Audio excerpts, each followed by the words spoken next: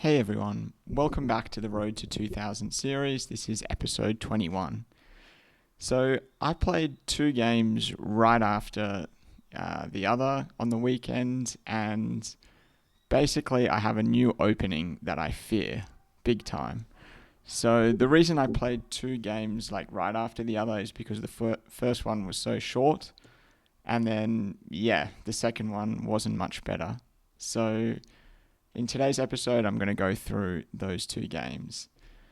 Just quickly, before I get into them, I had another game that featured a very interesting position that I wanted to show. Um, Basically, the opening wasn't too great from me. Um, I was playing with the black pieces, and I just sort of stuffed up this kind of move order, maybe move five or something. Um, I always was like happy to invite knight b5 because I had this check. But then when my opponent played e3, I didn't realize that like knight b5 was now defended. So anyway, sort of stuffed up the opening. Kind of had to give up a pawn and try and create salvage something from the position. But yeah, it wasn't a good opening, and we got this sort of quite chaotic position. I'm going through it quickly because I want to get to the interesting position. So I castled long and had quite an active rook, and my opponent castled. I doubled on the d file, and I played knight a5, trying to get my knight into that really nice square on c4. My opponent played rook f to b1. I got the bishop to a nice square on f5. And here I was just down two pawns, but I thought my pieces were quite active and maybe I could sort of have a chance here. And then my opponent played rook b6, which is a big blunder. So I really wanted to show this position because it was an interesting tactical sequence. So yeah, feel free to pause the video and try and find the winning combination for black. It's not very easy, I don't think.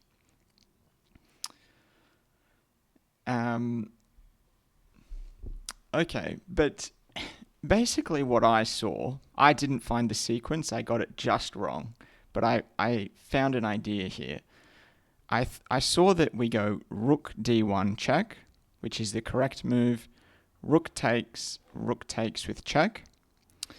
Then my opponent kind of has to play bishop f1 in that position. Otherwise, they just have to give up the knight. Then I play bishop h3, threatening checkmate. I calculated that, and then I saw, wait, actually, they might have knight d2 at the end, defending the bishop. But then my knight, which is really well placed on a5, can jump into c4 and attack that knight. So I'll show you what I played. I played rook d1 check, rook takes, rook d1 check. Bishop blocks, kind of the only move, unless you want to give up the knight. So bishop blocks, bishop h3 is what I played, threatening checkmate.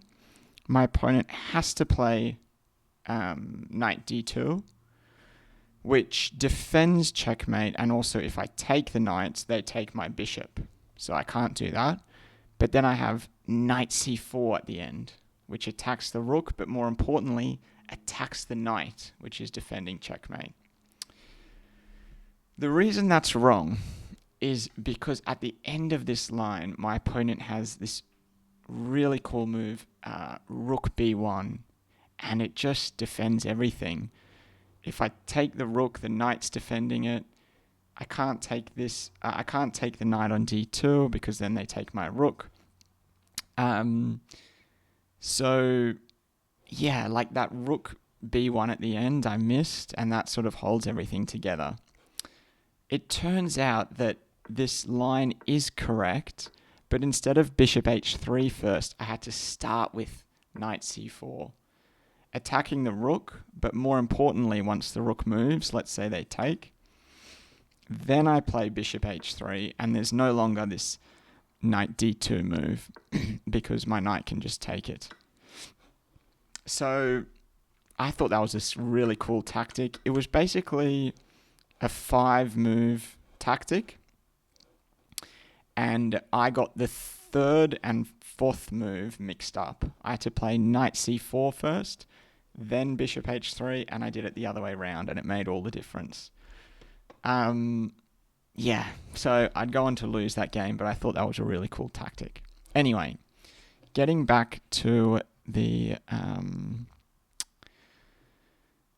games that I played on the weekend, ignore that. Let me hope that it updates. That looks like it's updating. Yes. So I had the black pieces, and this was the first game. Okay, my opponent played d4, I played d5, then they play c4. And against the Queen's Gambit declined, I played the Slav, which is c6. Yeah, I'd say in general I probably prefer playing against e4 just because I feel more comfortable with my Caro-Kann than the Slav. But I think I've gotten better with the Slav, so I feel sort of better than I used to with facing d4, which is good because it's the second most common move. Okay, then my opponent played knight f3. I played knight f6. And now my opponent played queen c2, which has the very clear idea of just trying to stop, bishop f5. And then if I play bishop g4, then knight e5 sort of comes with tempo. So then I have to drop the bishop back, and that doesn't look too good either. So I sort of just quite quickly, I think, played e6, which is sometimes what you play in the Slav. It's not the end of the world blocking in this bishop. I know I've spoken a lot about how blocking in the light squared bishop is a theme of the Caro-Kann, but it's a little bit different with the Slav because sometimes, at the right moment you can take on c4, bishop takes, and then b5, and you can sort of kick the bishop back with tempo, and then put the bishop on b7, and that sort of bishop can be really strong.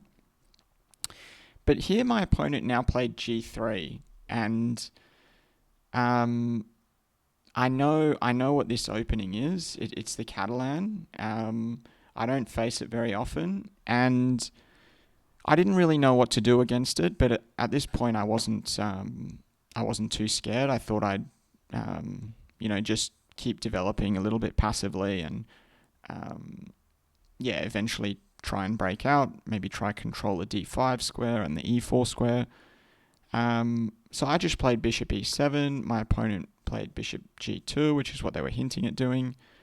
I castled, they castled, and now I play knight d7. They play knight d2. Again, I'm not 100% sure what I'm trying to do here. My normal plan of taking and then playing b5 is kind of different with the bishop on g2. So I don't have a lot of insightful commentary about this position. I just really don't know how to play against the Catalan very well. So I was feeling a little bit stuck, wasn't really sure what to do. I thought c5 might be an interesting kind of approach. I know it strengthens this bishop because this pawn chain's no longer as strong, but I thought I had to do something to kind of activate my pieces and break out a little bit. And the computer doesn't hate it. I think it's a move that you can play here. Okay, so they take on d5. I take back with the knight. Just wanted to try avoid getting the isolated pawn, but in hindsight, maybe that was a better idea. They take back here, and I take with the knight. And these knights here looked pretty strong for me. I wasn't sure if I was losing, winning, what was really happening in this position. I know that often in the Slav, you can get this sort of two knights set up here. So I thought it still could be pretty good. A theme of this game clearly is that I don't understand the differences between the Catalan and just the Queen's Gambit declined when they don't Fiend Shadow the bishop, which is a pretty big difference. So, yeah, not my, finest moment this game. They play knight b3. Now, what was I thinking here? This is attacked twice now. We could maybe defend it with the queen, I suppose, but that looks a little bit shaky. So I decided to just take. The queen takes, and then I play bishop e6. Really just trying to untangle a little bit. Like my bishop, this diagonal looks a lot better. I want to play like bishop d7 and then bishop c6, but that would hang the b7 pawn in the meantime. I didn't really want to play, this move, bishop b6. Yeah, but, as you can probably hear, I wasn't really sure what my plan was supposed to be in this game. Whereas my opponent's play, seems pretty natural. Yeah, at least that's what I felt. Then they play rook d1. Sort of threatening e4, like this is now a pin. And yeah, I thought, where can I move my queen? Like e7 is one idea, c7's another idea, but then there's bishop f4, which hits the queen, so I'm going to have to move it again. Then if I move it again, the other rook's coming to this file, so I thought queen c7 wasn't going to work. Queen b6 maybe I could have played and just traded like this, seeing as though I didn't really want these doubled pawns. But I thought the most logical move was just queen e7. But it turns out this is a really big blunder because my opponent plays e4, and basically I'm just losing a piece here. Like, my knight's under attack, and if I move my knight, there's e5, and I can't move my bishop anywhere, so my bishop just gets trapped, sort of stuck. The queen on e7 was misplaced, and the bishop needed that escape square. So I could have played on, but I just, I'm barely even winning a pawn for the piece, and all the problems in my position that were already there before losing a piece are still there. I don't know how I'm going to get this bishop out. I'm 3 moves away from being just semi-comfortable in the position. So yeah, I just resigned there, and that was a very quick 14-move game. My opponent barely used any time, so clearly just got completely smashed. They knew what they were doing, and I didn't.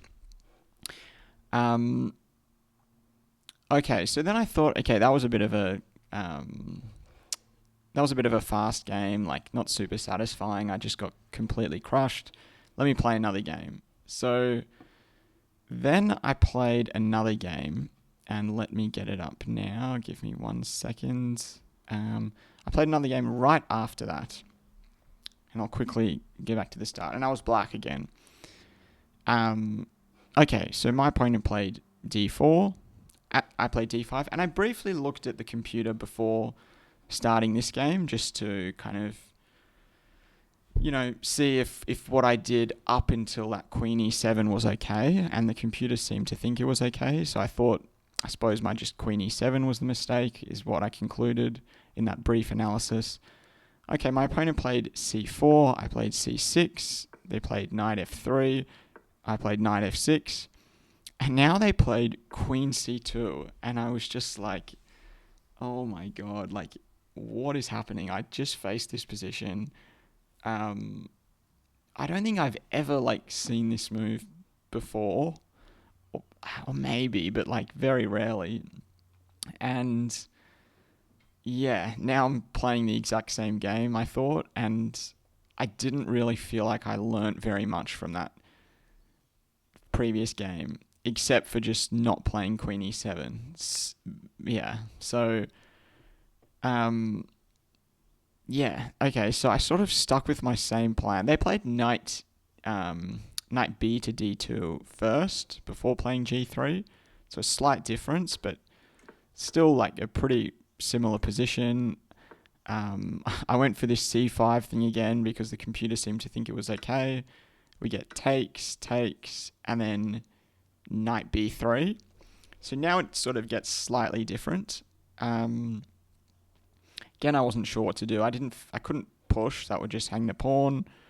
But, this seemed like just terrible. So I just took the pawn in the center. We've got knight takes, knight 7 to b6. And yeah, I was kind of stressed here. I didn't really know what I was supposed to do.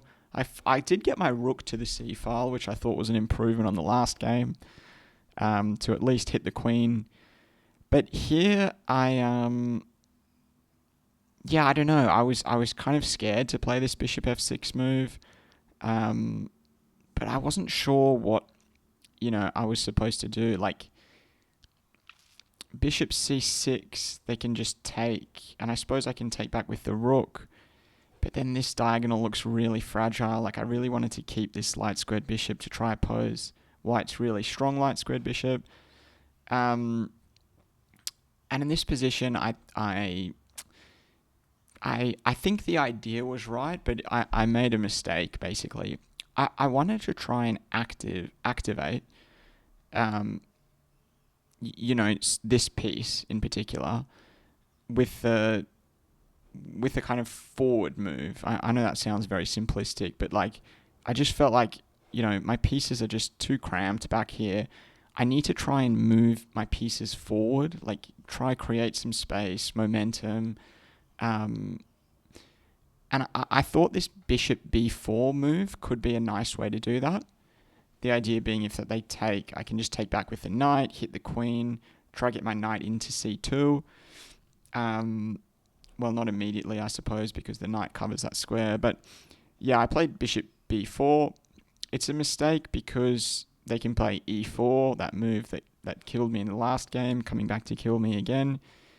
And yeah, if I move this knight, then this bishop's undefended. So I have to take the bishop on e2, but then they take my knight and my bishop's still hanging. So I have to move my bishop, but then they win this crucial pawn. So white's now a pawn up, and yeah, it's... Whoops. Okay, sorry, I thought they were going to take there. But first they take on b7. I attack the bishop. They move the queen to f3. Okay, I'm misremembering this game. I thought they actually took here immediately. I play queen b8, which attacks this bishop. The bishop moves to e4. And double the rooks. Queen h5 threatens checkmate. And after h6, which I kind of needed to play because my bishop was hanging and checkmate was being threatened. Now they take on e6, and after I take back, I'm just sort of getting crushed along the light squares. There was a moment where I felt I could get back into the game. I played... so here, I thought, if I play something random, there's check, I move here, check here. No, that doesn't look too bad. Can't remember why I played bishop f6. I just thought it would be useful for g7 to be defended in some of these lines, because I thought my king would get stranded on something like e7, and then white could take on g7. Can't remember the exact line now. Queen h7, king f8.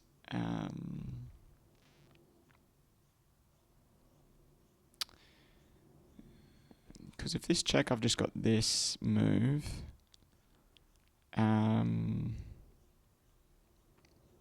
Yeah, okay. Can't remember the line exactly. But I played bishop f6. My opponent played rook d6. And this was the moment I thought I might be able to get back into the game. Because I found this move, rook c1 check, opening up an attack on the rook. Kind of similar to that the puzzle I talked about in the very beginning, where my opponent moved the rook off the back rank and I was able to give a check to. There was a winning tactic there. This is not a winning tactic. It just leads to an equal trade of material. But it felt like maybe this position is a little bit more holdable. I've eliminated some of White's attackers. Yeah, but it's not, because I saw this check at the end, Queen E8, and I thought I had Queen F8 in response. But now there's just Bishop H7, which is a really nice move, like distracting or removing the defender of the queen. And yeah, if I take, they take my queen. So, but I have to take or move back to H8. So yeah, that was another tough loss, pretty short game. Like, I just faced this sort of Catalan setup twice in a row. I have done a little bit of research since these games, and what I realized was that what I learned was that if White plays G3, you can actually take. Sorry, let me go back. In this position, you can actually take on C4. It's not that bad. And if queen takes, even though it looks a bit weird, you're like taking away from the center. And if queen takes, then you can play bishop F5. And this is actually not such a bad setup for white, for black, sorry. And if they don't take, like if they play E4, you can actually try and hold on to this pawn. And that's also not so bad for black.